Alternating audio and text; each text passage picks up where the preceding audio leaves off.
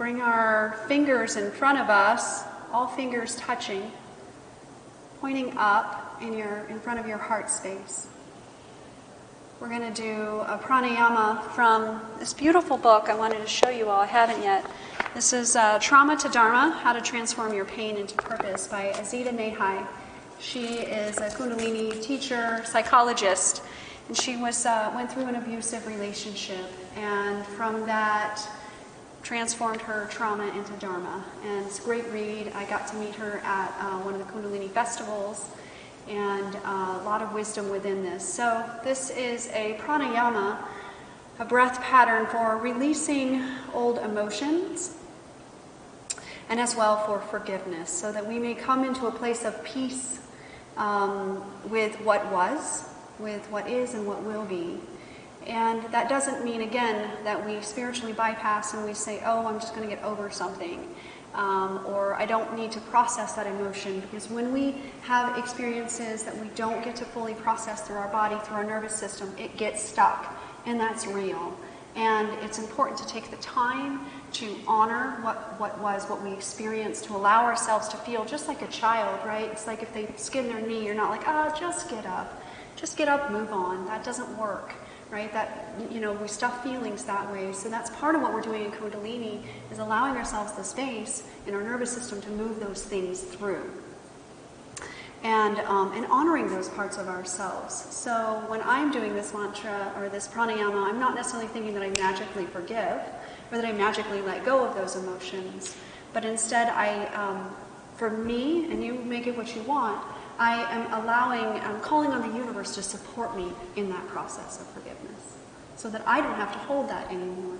So if you want to kind of put something in there in your little bubble there that you've made, maybe it's forgiveness for yourself, maybe it's an emotion that, just isn't feeling like it's serving you, and you're wanting it to transmute into something else so that you can make medicine with it.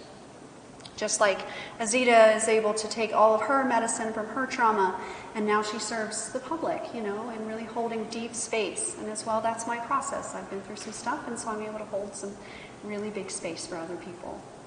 So the breath is inhaling for 5 counts, holding for 5 counts, and then exhaling for 5 counts. So I'll begin us with a few cycles, counting, and then I'll let you go on your own.